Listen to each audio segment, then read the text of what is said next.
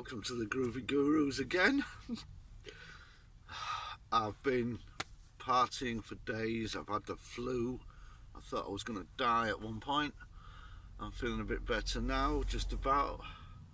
And guru points coming up. How to become a guru is still not finished, the story. Obviously it's a long story because it takes your whole life to do.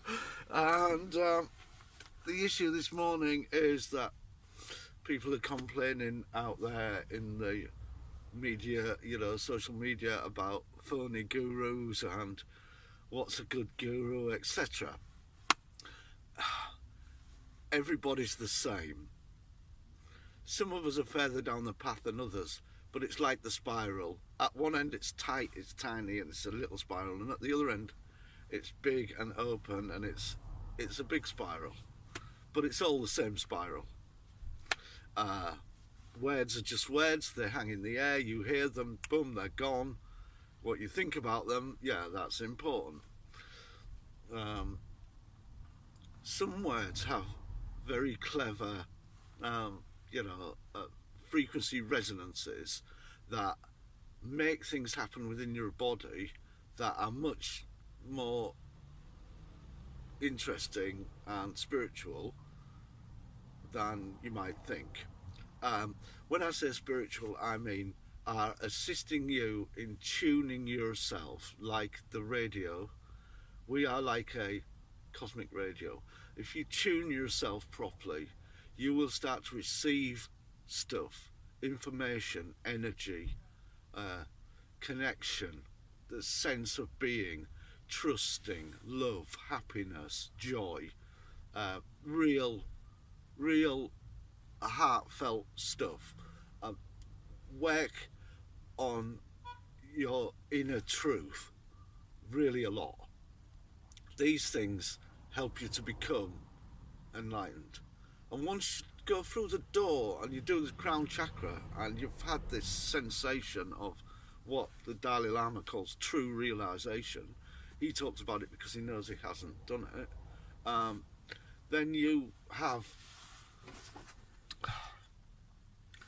just the knowing, and once you have just the knowing, you don't have questions.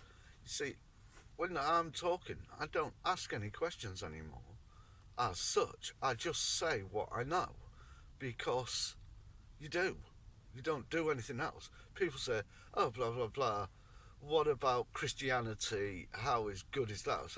And the answer is, it's great.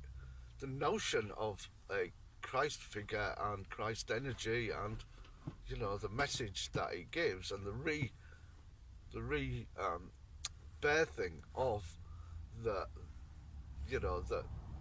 religion of the Jewish faith into open Christianity is a remarkable thing, and most religions never really do that.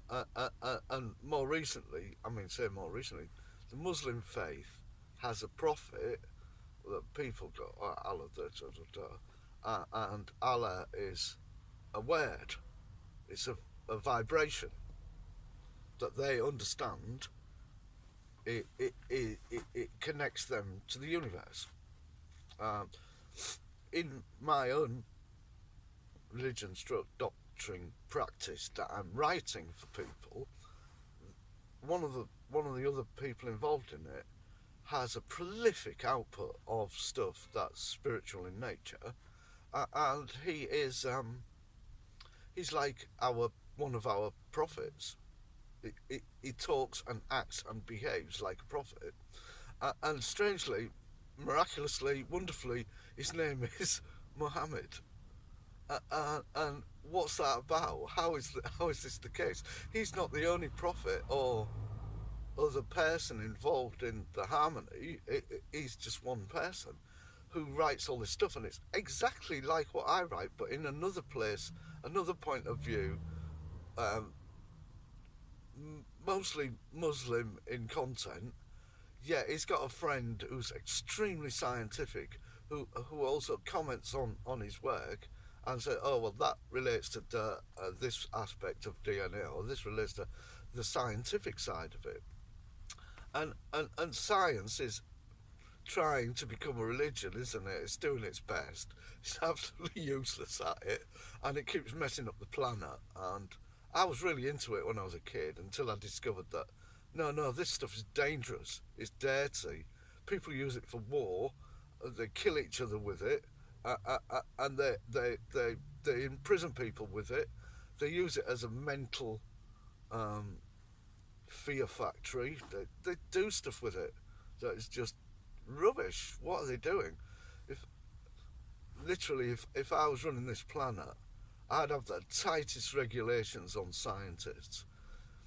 There's a bit in the very first Planet of the Apes TV program. There was a TV program of the Planet of the Apes, and there's an old fella who's like the old ape elder, and he's got white hair, and the kid makes a paper aeroplane and flies it, and the old fella gets the aeroplane and he just crumples it and puts it in the bin. And when he does that, he says, "Yeah, we don't really want that." And when I first saw that, I was like, no, we all love aeroplanes, blah blah blah. I was young then. Now I'm not. As people say, if God meant us to fly, we'd have wings, and that's all true. And then you think, well, angels have wings. Well, angels have wings in the sense that their wings are like a visible sensation of the back of their light body. If later we'll be talking about light bodies, but at the moment it's too complicated a subject. I'm still introducing the idea of how you become a guru, why you're on the path, what that feels like, how it just keeps going if you stay on it. And by the time you're my age, like when I really did the enlightenment fully, I was about 57, 56, 50. I was really doing it then, and I would say most people won't be achieving that level of chakra toning and work until they get a little bit more mature, and not. I mean, there are some very gifted spiritually younger people that I know, and I have a young person called Will who's got all the hallmarks of being really a proper redeemer. It's the only way to put it, really. Will is going to be a redeemer.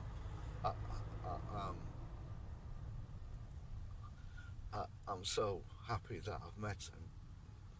Bit more about him later, and we'll be talking to him at some point. So the ongoing size of the nature of finding enlightenment in teams, ascendings in teams, happens over years and years. It doesn't. There's nothing immediate about it. You don't just go, "Oh, I'm going to be enlightened. Sit down, do 10 minutes of yoga and meditation, and boom, you're enlightened." That is not how it works. I did it through my whole life. In some of these films, I've mentioned some of the things that happened. Like today, I'm going to say about 2012, 11/11, and things like that. Somebody asked me, do I do numerology? I said, not in the sense of a numerologist would know everything about it, and they're really like post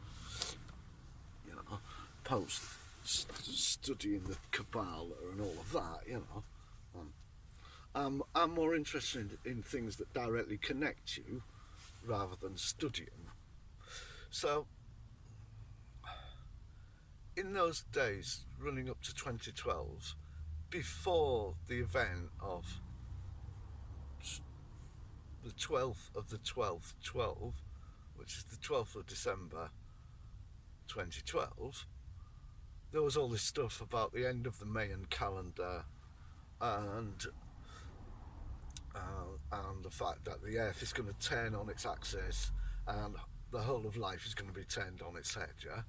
And I'm a good scientist, and I read a lot about it, and they're saying that it happens every 30,000 years or whatever, and the Earth changes on its axis. Like, since that day, and it's now 5 years ago, nobody's gone, oh look, the Earth's turned on its axis, magnetic compasses aren't working out. None of that turned out to be scientifically factual. And the New Age community, of which there's lots, I mean, if you've ever been to Boulder, Colorado, which I have, you would see the American New Age community as there's so much of it. We may have started it theoretically. The New Age thing sort of started in the UK in the 30s, 40s, 50s. You know, when there's a war going on around you, a big, mad, crazy war, uh, some people, as a slice of people, really went for not that, the opposite of that, and they began the work that has led to the New Age, the New Age spiritual and metaphysical community. So those people have all, whatever I've done is based, you know, it's grounded on what they did. I didn't do it on my own. There's this whole thing, and I just sort of took part in it more and more. So here we go. I'm like reading about the stuff and thinking about how it's going to affect me. And there's a lot of talk around about becoming more ascended and how this affects your DNA, and that you add nodes to your DNA. You can research that in your own time. But and I thought it was really fascinating, and I studied DNA. I started to study DNA a lot more, and yeah, there are many gaps in the knowledge about DNA, and some have been fulfilled more recently. And you know, there's been filling in these gaps slowly but surely in the knowledge of it, the miraculous nature of it. I then am becoming. I'm really getting into meditation around 2010. I'm thinking everything except starting a family had started to become not that interesting to me, and the notion of meditation, and I was starting to do guided meditations. Excuse me, I'm not very well at the moment. Really started to change my life a lot. Normally, I would be able to run my life like a Swiss watch. Time would be allocated to jobs. I would keep to those times. I would go to work. People say that I'm slow, laid back, whatever, etc. No, that none of that's true. What I was doing was making a path that was highly manageable because of the responsible nature of my job that I do in the normal world. That ability to time manage was really needed. I was having the busiest days, 3 different locations I would work at, and I'd have distinct tasks to do in those, and I was really good at it. And the more meditation I did, and basically I was doing firstly all kinds of ad hoc meditation, and then I started to realise that chakra meditation was the thing that felt like it was really working for me. And I found some meditation, they're like films on YouTube or whatever, to tune into my chakras, and I started to do that more and more, and this was around 2010. And then the 11-11-11 gateway, much fuss was made of it in the New Age community. The 11th of November 2011, at 11 o'clock in the morning, was supposed to be an important gateway, and I studied what it was going to be like and what it did, and I tried to do this gateway as best as I possibly could. And the gateway 1111 is from apparently the 3rd dimension to the 4th dimension. Now, I have this thing about everything is notional, so there are no actual facts, because knowledge resides within us and written down. If somebody reads it, their interpretation is put on it. If you put knowledge into action and make something, and it's a physical item, you know, bicycle or whatever. That's all great, but it's really three-dimensional. It's a solid item, etc. That isn't going to be very spiritual. In my world, I don't do graven images as such. I mean, I do believe that Buddha was an ascended master. I certainly believe that Krishna was an ascended master, and the images and pictures of these people and the other apparent deities around them are other people who are in their ascending teams, and that they do work in. If you work in an ascending team, the power of that is a lot. It's if you're on your own, trying to connect to the universe on your own, you're just like one spot. But if you have a team, let's say there's 10 of you, you can make a ring, or you can make a star, and it's a bit like a radio telescope. The difference between one aerial, small aerial, and a radio telescope dish that's focused on a point is the distance, the power and intensity of it is more. So an ascending team is a bit like a radio telescope of ascending people.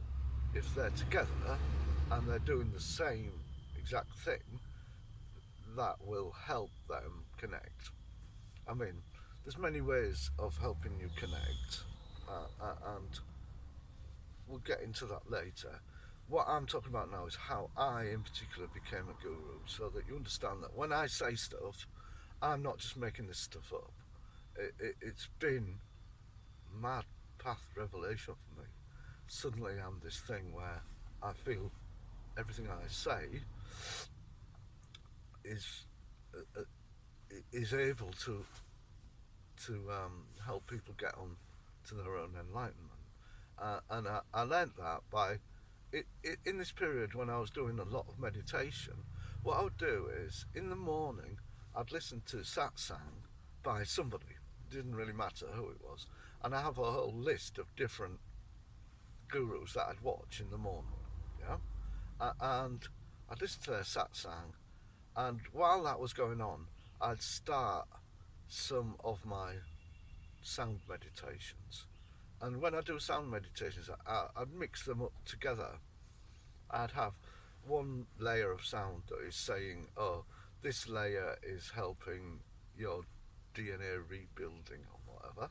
And then I've got another layer that's saying, oh, this layer is solfeggio frequency, and it's going to make you more complete as you're supposed to be. And and then I mix another layer in that is maybe ancient Buddhist chanting or Chinese flute playing, or things that also set off your spiritual nature. They're mostly a sort of natural, organic, old school spiritual type thing, as well as the very new agey sounds and sound baths and things. And I'd mix 2 or 3 of them all at once, so that it made a like more interactive. These it was a bit like the most wonderful ambient mixing. Like, I've done a lot of ambient music in my time. I made a track that sounds like these kind of things years and years and years ago, before I'd heard any of these things. I made a track called Scrunchy, and it's 25 minutes long, and it's like literally a peace sound bath type thing. I made that in like 1988 or something like that. And I didn't even know why I was doing it, but now it sounds, there's lots and lots of tracks that sound like that now, whereas in those days there were very few, and I was in the sort of ambient techno scene in those days. So this mixing of the meditation soundtracks really like puts you in a place. It gets you tuning in and tuning into the universe. It is the thing that you're setting out to do. Anyway, I do this daily.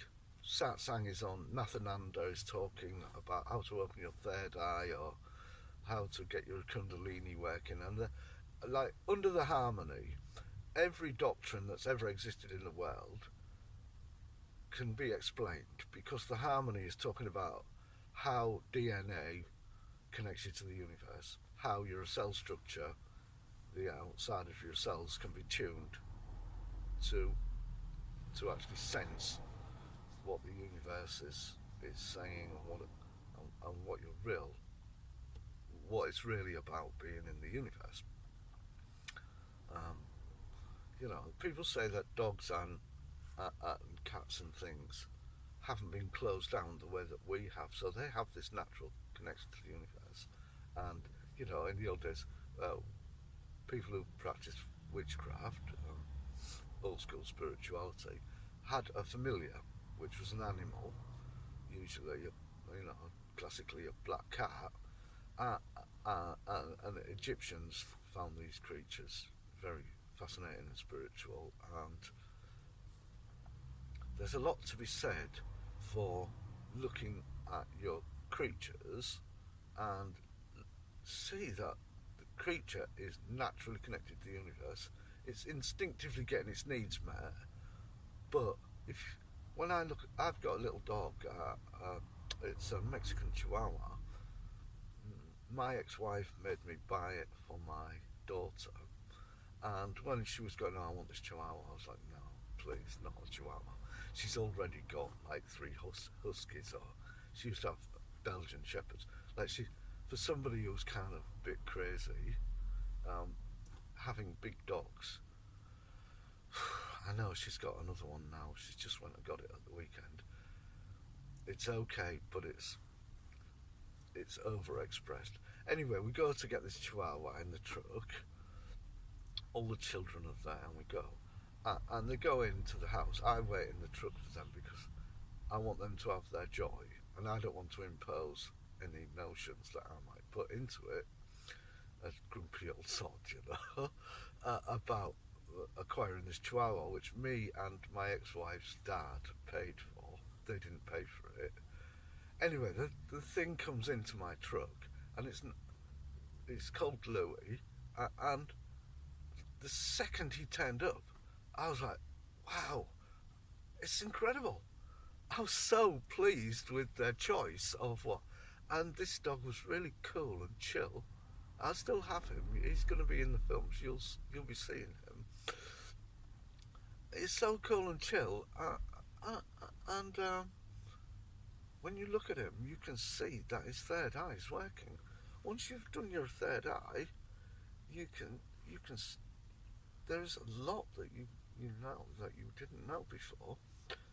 And when I look at my dog, his third eye is stronger than mine.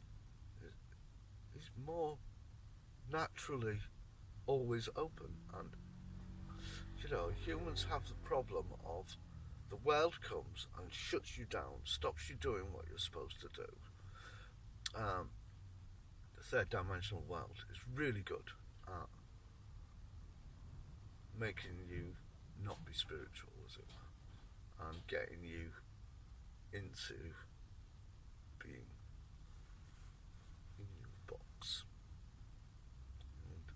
and not doing your meditation, and not doing what you would normally naturally do if you were not controlled in any way by any kind of imperial or commercial forces. What you would actually do would be very different to what you do in the third dimensional world. For me, I've worked and had the realizations and consciously pushed myself out of that. I have a place like the bottom of the lake. Maharishi Mahesh talks about the bottom of the lake, and the ultimate quiet places that you can make for yourself. And my truck is a bit like that. Okay, it's third dimensional existence, but inside the truck there is peace generally, and the colours and the trappings of a certain amount of spirituality. And in the harmony there's a bit about placing yourself in a spiritual context, because that's going to allow your body to become more tuned in. So yeah, place yourself in a spiritual context. Try to avoid the harshness of the third dimension. Anyway, my meditations that I was doing in those days would last 3, 4, 5 hours. I'd have the satsang first, I'd let all that sink in, and then I would do the meditations or whatever. And then one day I found this meditation, and it was Saint Germain.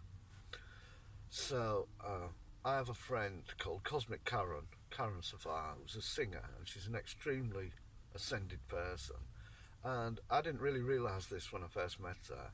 And I was, she came up to me, I was playing guitar, and she goes, "Oh, you're guitar playing, blah, blah, blah. Would you like to come and do some music with me?" I didn't know her. She was going out with this really nice kid called Mike Control, who was tall, good-looking bass player bloke. I was singing on his nights. Sorry about the cough, but I've had a dreadful flu and it's not good. So she goes, "Oh, come right with me." And anyway, I goes to her house. I used to go every Friday night, which is kind of weird. Friday night is going out night if you're single, as I was in those days. And she was really beautiful. Karen is an extremely attractive and lovable and caring person. She was my friend's apparent feminine power advisor. I was like, oh, bit of scary feminine power, you know. Anyway, I realised that that's not a problem once I started to get to know her, and we wrote music together, and she had some stuff that she'd already done, and in her music lyrically, everything she talks about is cosmic and spiritual. And she's got a song where she says the names of ascended masters in this song, and one of them's Saint Germain, and just the way she said it was, whoa, what was that? It was very interesting. Anyway, I found this meditation that's a channeling of Saint Germain, and I'm like, oh, Saint Germain, that's one of Karen's. She's really into him. And I looked him up, who he is, what he did, and I was like, oh, okay, he was a spiritual master from the old days, and obviously he's dead now, so he's gone to the other side, and he can be channeled if you know how to do it, yeah? Wow. So anyway, I listened to this channeling of Saint Germain about opening your third eye, and how to do that, and it had a couple of skills in it that I hadn't really used before. It really started to work. My God, stuff started to happen while I was listening to this channeling, and I was like, wow, this is really good. And I listened to it 3, 4, 5, 6 times over the week. I mean, not on the same day. It was like, all right, I'm doing meditation. Oh, I'm definitely having that Saint Germain channeling, mixing it into the mix, yeah? Listen to what it said, again and again, and did it. And I really started to notice some third eye effects. Not like the descriptions of Kundalini, etc., etc. These days I really understand what that is and how people use that to get the third eye working. But that's not the only way to do it. And in fact, typically with all of these things, because of its multiplicity, just generally, the fact that there's, you know, when you see those godheads and they have heads going back like this is a description of the multiplicity, and the notion of, oh yeah, there's a universe that you can, it's almost like a file that you can flick through into different aspects of it. None of this stuff is scary. When I first saw it, I was like, oh, it's all. When you've learned to trust your true nature, going into your real self, it's like stepping off a shelf into the middle of a huge space, and you just have to believe that the space is you and that you can be in it. Otherwise, you're gonna be frightened. You're gonna go, and you won't go in. So, losing fear on the path. Try and lose your fear. I'll try to, along the way, I'll be saying things that really help you to lose your fear. Like, some of it's quite contentious. Stuff about Moses, the pyramids, what they said to you about damnation, what they said to you about Satan, what they said to you, oh, if you're not good, you will have eternal rubbish. All of it's rubbish. Notions can be action. Notions can come into being. So if you use all the right notions, everything that you are talking about will come into being. And the things that you don't want, you're not thinking about. You just don't have the thoughts. Have only the thoughts of your happiness, your perfection, your truth, your on the path to spiritual positivity, connection to this thing that is so warm and joyous and amazingly wonderful that the humans have tried to explain what it is all the time they've ever existed on the planet. They've had some kind of doctrine, paintings, writings of this thing, enlightenment.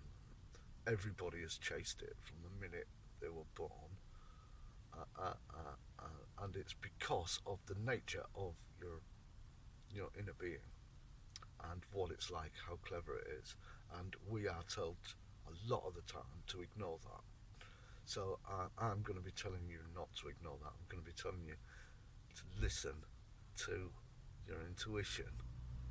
This is what they say, because that's the thing that's going to keep you on the right way of being, that's going to lift you into the place where when you go through the 1111 gateway from third dimension to fourth dimension, you do it with pure absolute love. You carry yourself in the boat of your own heart, which will carry you on the sea of whatever. If you generate your own love with your heart engine and run it, put it all back in, remember, the notion of self-love is not in the third dimension, but in the fourth dimension, it's the thing that carries you along. It makes you get growing in the right way. So 1111, I'm doing this meditation and I've got all the heart-centered stuff going on. I've done it chakras up to the heart. I've got the heart open.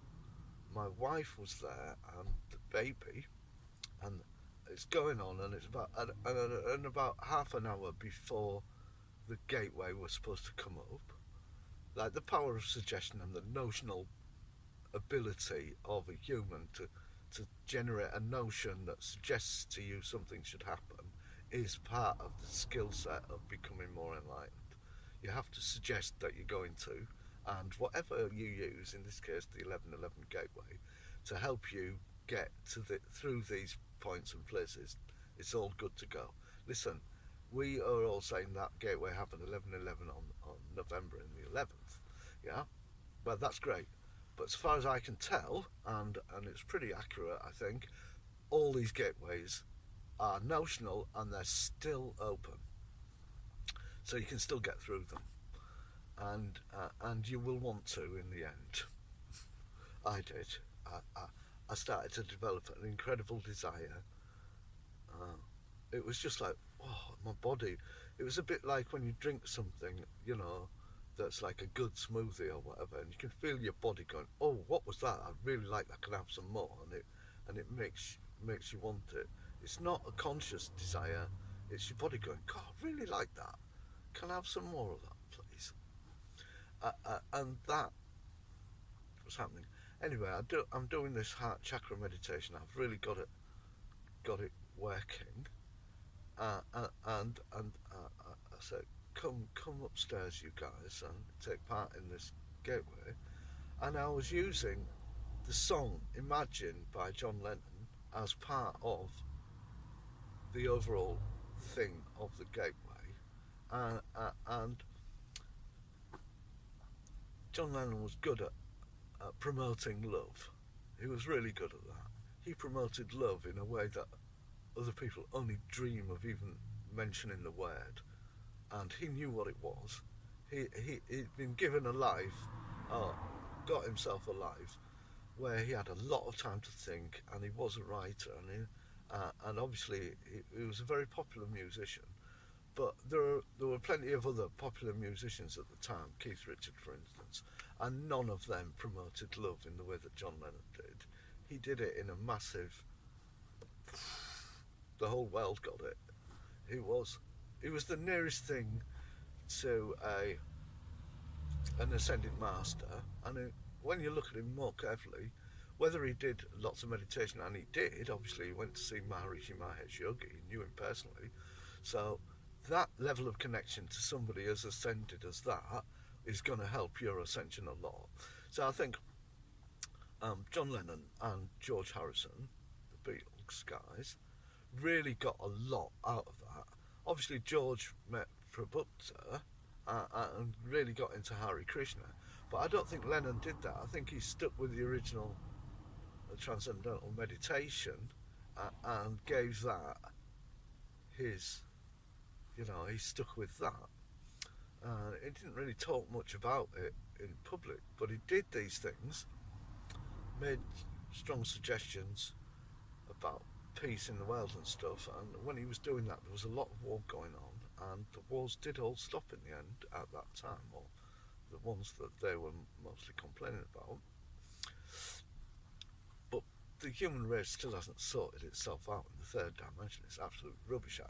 Anyway, I'm doing this stuff. I've got John Lennon's song, and the song is about people loving each other and realising that that's what we've really got. We don't really have much else, and what is inside us is what's important.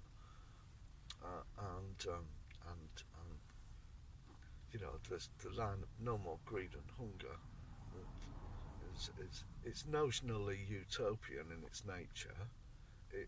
He's saying don't have religion, and Buddha says he doesn't have a religion, he's just got a spiritual path that he's on. There's a lot in it that's good. Anyway, I was using that as part of the package cocktail of notions and meditation stuff that I was doing. And my wife came in and she's got the baby, in 2011 here. So the baby was still very young then, maybe 6 months old or something.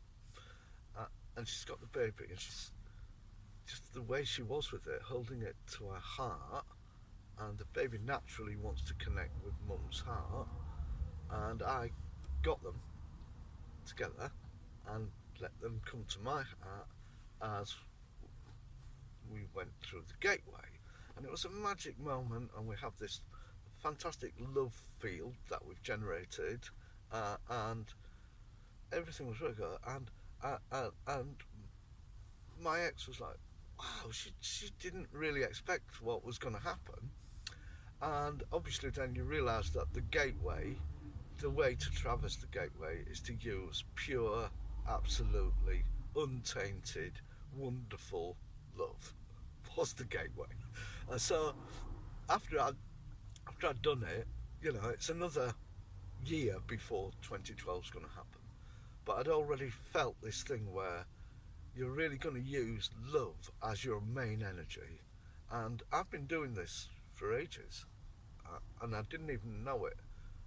But then I put two and two together, and I realised that, yeah, that's what I've been doing, and not as much as I do these days. These days I do it totally. It's the only thing that I do. So it takes a while to get used to it. Most people aren't used to it, and they think, oh, why is he so friendly? And I'm like, whatever they're saying, doing, being like, I know what it is. I can just feel it, sense it. In my empathic skill, I've always had it. I just feel it. I just know what they're feeling. So, but nowadays, I know how to make myself so that they have to go my way, not me going their way. I hold my place more. I'm more warm. I'm more emotionally generous. I'm more happy, actually happy inside. Uh, I've learned how to generate warm love, happiness, peacefulness, tranquility, bliss, and those things, so that I have that inside all the time. And sometimes people having frisson or whatever, and I'll go into a scenario and I'll just exude this stuff, and they all go along with it now, every one of them. Sometimes people do things, what I was saying about the teaser and narcissistic people who aren't connected to the universe very much, and their reality is rather not even able to actually work properly in the third dimension, do and say and are very strident in what they're doing, like they come on really strong. But that doesn't mean that they're very enlightened or very loving or caring at all about their fellows. They're just covering up the fact that they've got a huge void inside them. So, hey, find your void, fill it with the love that's there. Inside you is the engine of love. Find it, kickstart it, make it go. Go. Where's my love? Come on, what is wrong with me? Why am I hating on everything? Oh, life's so frustrating. Why? In recent times, my third dimensional abilities are much less than they used to be. I'm now not so able to do my clockwork day, my Swiss watch of a life. Can't do that anymore. It doesn't work anymore. I've become shifted on the scale into this other place where the bliss-coded inner peace kicks in all the time, and it's not like, oh, I can't be bothered or any of that. I have total dedication, and if I've got a responsibility, I'll discharge it absolutely to my best. I won't give half effort. I've never really done that, and in music it's a 24/7 gig. You don't really have your homey life or your comfy place. You don't have that. You have searching for the interesting music, how to get your body to do this thing. So beyond music is the spiritual path. You can find it through music. I'm saying by the time I got to 2012, after I've done the fourth dimension opening up, realising that ascending's done in teams, and that the real reason for life to exist on the planet is so that it can connect to the universe, and it's a bit like any kind of node. As soon as you connect, you're not your individual point anymore.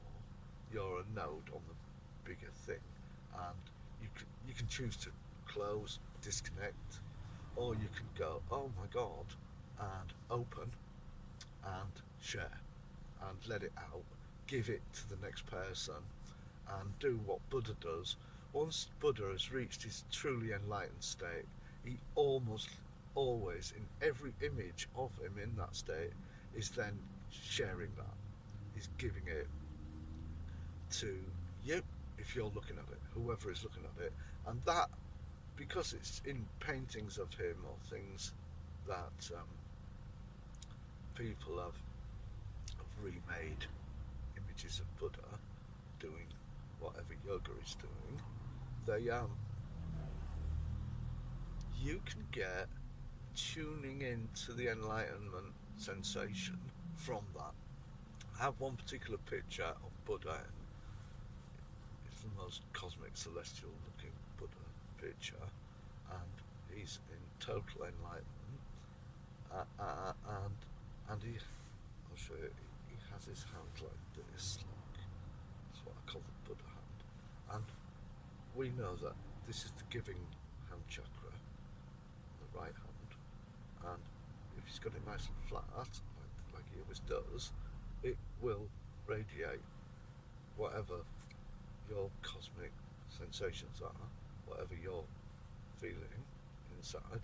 If you get your hand like this, you try getting your hand to go like that so it looks nice and flat facing out. This is not an easy thing to do at all. You have to do it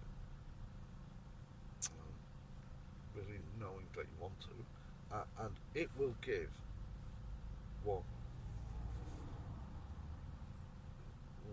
your state is. I'm sharing that now. I'm keeping it there because I'm doing what Buddha does. He tunes to his enlightenment and he gives it to you. And that's how he does it. He doesn't. Okay, he's written many books and he's written all these things, the sutras and stuff. But there is nothing in the world better than meeting face to face somebody who's enlightened, listening to what they say, tuning into what they feel like, and letting that seep into you without trying. You don't have to try, it's going to do it anyway. One of the things I've got to say on the Guru tip is trying. I didn't make effort, but when you're trying to do something that you don't know what it is, until it happens to you, you don't know what it is. You can't try and do something that you don't know what it is. You can't try to do that. You just have to be open to whatever is going to happen and let it happen. So, they say letting it happen is more important than you might think. So, as I progressed the next following year from 2011 into 2012, I carried on the meditation. I read about temple bells and how they make chakra tones, and I started to really get into why chakra tones are the way they are, what chakras are. I looked at hundreds of different depictions of chakras, and I looked at all the things that people were saying about chakras and how they are notional points on your DNA. So your DNA can create things. Obviously, DNA is a microscopic thing, but it's a very complicated bit of microscopicness. It's an extremely clever item, just generally. And a chakra is like a point on your DNA where at that point you've dialed in the ability to receive sensations of the earth, sensations of your own way of connecting with the earth, the sensations of why the earth is your mother, why it's something that you can truly trust, and how its energy in every way can help you build your own connection with the universe. If you're not connected with the earth, which is the nearest big bit of solid bit of the universe that's near us, how are you going to connect to the ethereal states of the universe that are the microelectricity signals of the universe? If you're not connected to the earth properly, you won't be able to do any of those things. And so you have to develop on your DNA your connection to the earth so that it can happen. Well, walking about in a normal daily role with your root chakra on full is not an option. It doesn't really happen. The standard depiction of your guru sitting under a tree, not really doing very much, and really having to be fed. Other humans come and feed them. To bring them food and stuff because they know of the state that they're in. It's pretty fair measure it's if you're doing your chakras a lot, you ain't really going anywhere except into the cosmic plane. Your third dimensional body is in, you know, a lotus position somewhere under a tree. That's where it is. The tree's helping you, the earth's helping you, you're helping yourself by being there. And yeah, the notion of the guru under the tree, I've got a lot to say about that. I'm going to be introducing you to some really good trees at some point. We'll be going to where the trees are good. Even in the middle of the city, there's a tree henge, deliberately made tree henge, and we'll be visiting that at some point. So, enlightenment, it's a path. I'm on it, lots of other people are on it. It's a path, everybody can join it. When you connect yourself individually to the source, you feel the oneness and you feel the fact that you are just a small cog in this big thing, and that's really comforting. Your inner peace starts to kick in, and that's what you want. So 2012, the whole year, I upped the ante on my meditation, talking to people, finding out about things like crystals, what the nature of crystals, and just generally becoming more and more as I thought I should be, the third dimensional notions of what it's like to be on the path and heading for enlightenment.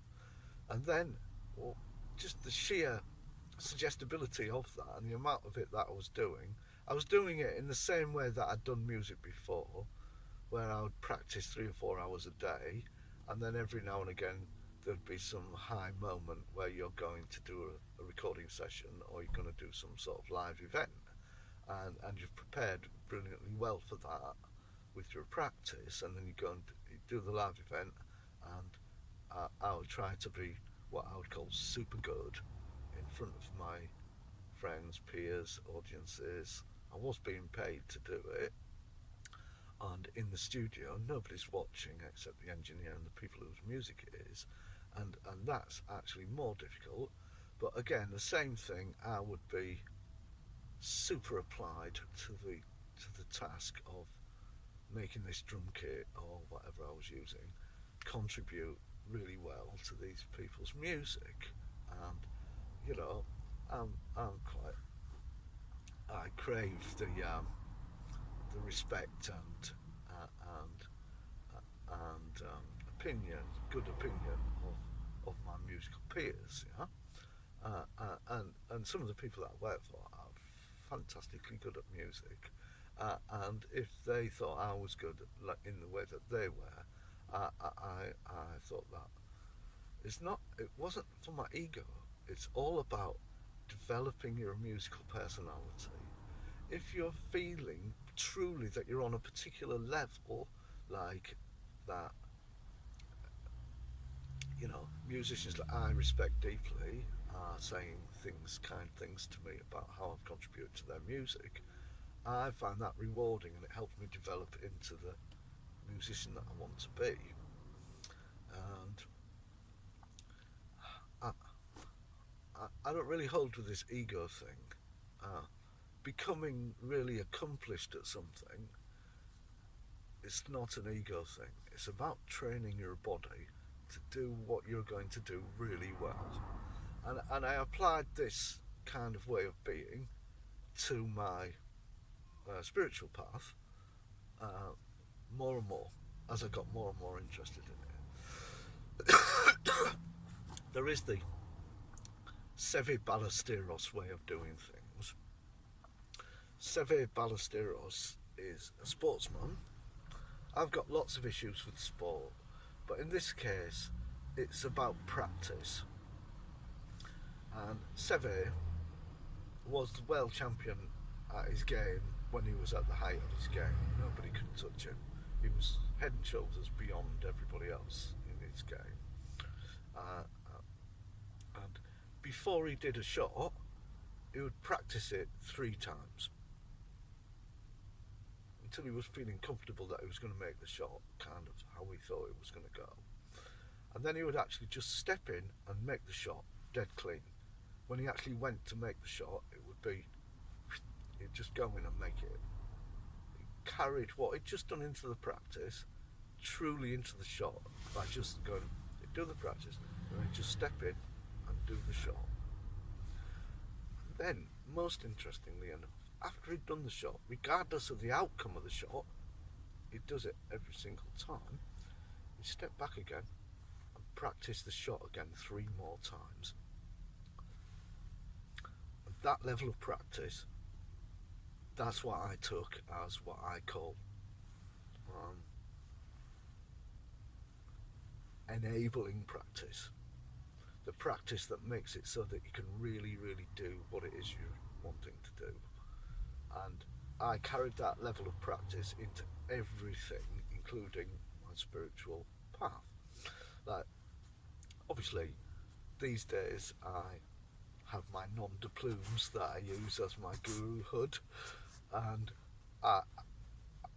I know why Guru Maharishi Mahesh Yogi always looks like he's on the point of bursting out into giggles, and is the chirpiest, happiest little bloke, and I know why. Because he's got inner peace, he's got a bliss-coded consciousness that he lives with on a daily basis, and hardly anybody gets it. It's a bit of a lonely place, really. There is my silly poem, It's Hard to Be a Guru, about how lonely it is when you're reaching enlightenment yourself, and these things are starting to happen to you. Changes are happening in your body and around you, as far as I can tell, in my world, without me having to go into the Hare Krishna temple or into somewhere where it's well known that it's going on. I'm mostly on my own with it. One of the reasons I'm making these programs is to connect with other gurus, but it's supposed to be amusing. There's a lot of amusing stuff, fun stuff going on with the guru stuff, yeah? If it's a miserable, serious guru, it's not a guru. Mother Amma is not miserable or serious in any way. She's this outpouring of love, caring, and, you know, affirmations that are wonderful. And when she hugs you, she whispers something in your ear, and that whispering in your ear is some kind of affirmation that you would probably not realise that you should be using it on a daily basis, you know. So my level of meditation running up to the 2012 Gateway was total. It was like I was getting ready to make the album of my dreams, but this time it wasn't music, it was my ability to be spiritual that I was working on. And I realised so many things, and it was around that time that my friend Diane was asking me about writing a religion for them, the eco-villagers, to have a temple in the name of whatever religion, to try and remain where they were on the eco-village. And the plan was to have a really beautiful, like, Ionic type temple on the banks of the Thames near Runnymede. And that plan is still in place. If I can get that done, I'm going to be doing that. If anybody wants to help me with that, come and see me, because that is something we still want to do. At the moment, my temple is a well with a wood a henge of Scotch pines around it in a location in South London, that when you go there, it's so helps you connect with the universe. The water of the well is unbelievably good at helping you find your spiritual connections inside, and the trees and the position of it and the amount of water that's there and everything about it can help you do that. Anyway, around this time, 2012, I'm starting to go to the well and drink the well water as well, and no tap water. Man, one of my messages is, if it came out the tap, you could wash with it, but do it quick and dry it off. Don't bath in it, ever, It's like an industrial item. Just don't go near it. It's so terribly third dimensional version of water. Um, Real, actual good water doesn't feel like that. It doesn't feel like tap water at all. It feels sort of smooth. And in my studies of water, somebody once sent me this thing about the fourth state of water, and when I started reading it, it was one of the longest dissertations I've ever read in my life. Couldn't really finish it. It had so much complex stuff in it about what we all think of as this simple thing, water. No. Water is beyond all of us, Ken. All of us. None of us have the mental power to hold everything that's to be known about water. It's so magical and wonderful and incredible, and of course we know of its life. It is the life of the planet. It's one of the thread lives things of the planet. But I've come to know of water and why they say that water is holy. I mean, there is the notion of holy water, where they bless their water, and whether they actually manage to get it into the fourth state or not, that's something else. I do have the thing, what other people do, that's what they do. Have they looked in the way that I have? Have they lifted the cover? Have they read the book on it? Did they read the manual before they even looked at the unit? Have they probed it? Have they looked at it enough to even think that they might understand it a little bit?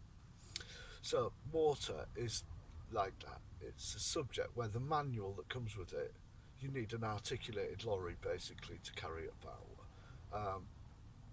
Reading the manual on water, how you use it, well, you have to be making a planet and a load of beings made from intelligent carbon to actually know why you would even want it.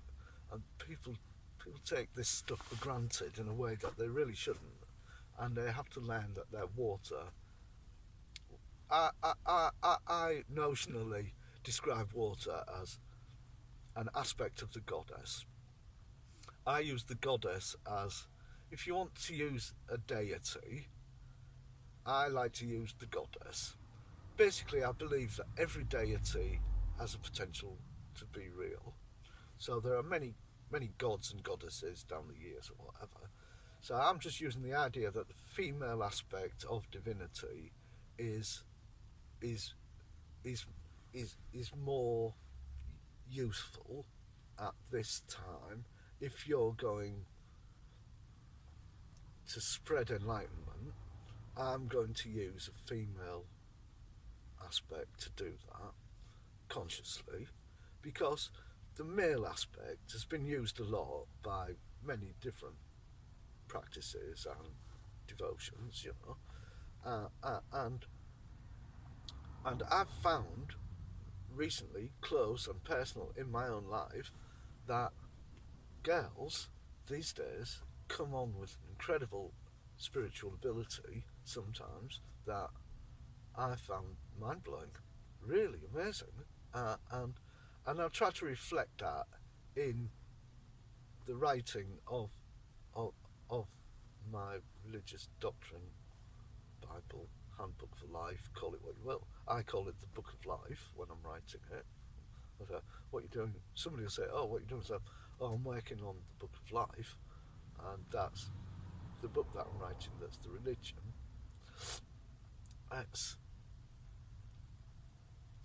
So the well, my ex-wife is a very far out character. She's at the well, and she's like having this spiritual experience. This is in 2012. And after I said, Angie, what are you doing? She said, I saw a vision. I was like, really? She said, yeah, what did you see? She said, I saw the fountain of abundance. And I spoke to the goddess. I said, really? What happened? I said to her, thank you, Gaia, for this vision of the fountain of abundance, blah, blah, blah, I feel blessed. And she said, the goddess spoke to me. I said, what?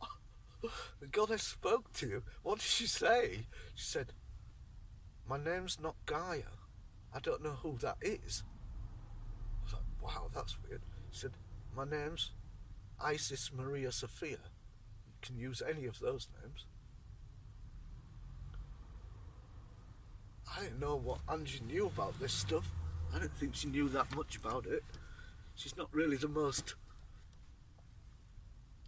verbally spiritual, although she is slightly new age in nature. I mean, she does distill her own water, and she has got a lot of new age paraphernalia. But Angie is one of those people who doesn't really, her feet don't reach the ground. She needs somebody, a nice, practical, caring person around to make sure that she's all right. And I have other people like that in my life that I stay close to. I mean, even though she's not my wife anymore as such, we're not in a relationship, of a physical relationship anymore, she's still in my life almost daily. I go and see her, and I make sure she's all right. She's somebody that I help all the time. It's part of what I do. I have other people that I help, and she's a major person that I help in my life.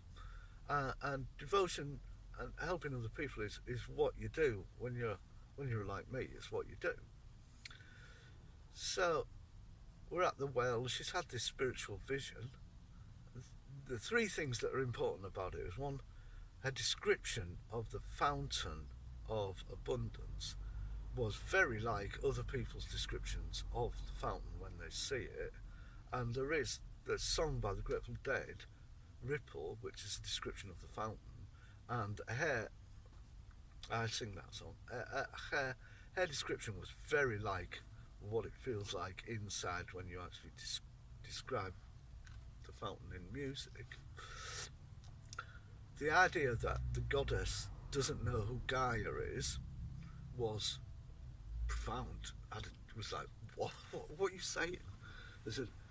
Gaia is a name that people use for the earth, and they're saying that the earth is the goddess, and this vision or whatever happened with Angie that day definitely disproved the idea that the goddess was the earth, and that the goddess was in fact the fountain of abundance and was every single thing that ever existed in the entire universe. If you're looking for deity, the giant being of, that is the creation, it's the existence, it's the message, that thing is infinitely large and is the entire universe, and one small planet within it, i.e. Gaia, has probably lost track of that. It doesn't look through the ledger of planets every morning. It just simply is everywhere, and doesn't really use names.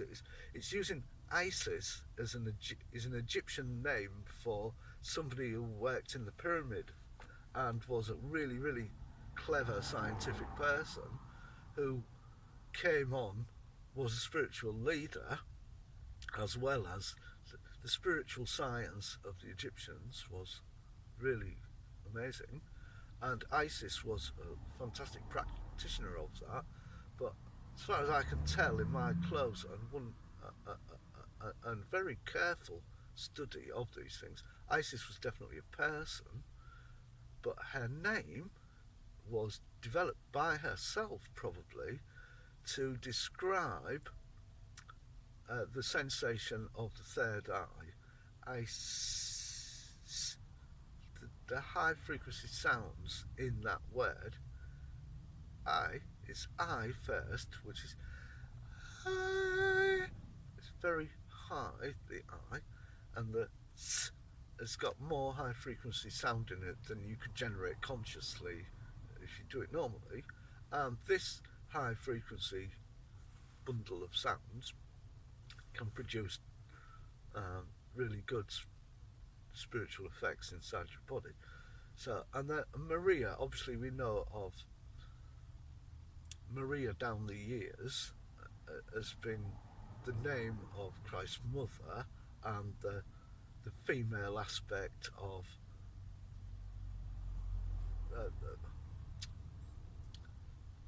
the Immaculate Conception, etc., the redeeming character of Christ, is focused by the idea that his mother was touched by God, and is people pray and worship Maria, on a regular basis right across the world, and it's a nice way for the female aspect to come into everyday religious practice. And of course, down the years, in the ancient times, there were many female goddesses, and Sophia is an old name, like from the Turkish sort of area, the Middle Eastern area, for the female goddess, and there is Fatima as well. So I'm rethreading that in my work, and so it was very interesting that this name of the goddess was given directly to my ex-wife in a vision, and the water of the well is so clean and in the fourth state that when your body takes it in, things happen. Things happen that mostly you wouldn't expect to happen. Honestly, until you come to the well and try the water and sit under the trees and do a meditation, you won't really understand, believe that these things could happen. But they can happen and do happen regularly. My spot is not the only spot like this. I'm in contact with other people who use holy wells to do their thing, and there are holy wells all over the place. Clerkenwell. Clerk means character who's in a religion. Well, Clerkenwell. It's a clerk who's got a well, and there's a massive church there, and the well is in a state of disgrace. It was made into a toilet. Please, people, whatever in the world, don't make your well into a toilet. Whatever you do, it's the biggest non-do of all time. Do not pee in your well. Please don't do that. Your bodily output, the trees and the grass want that.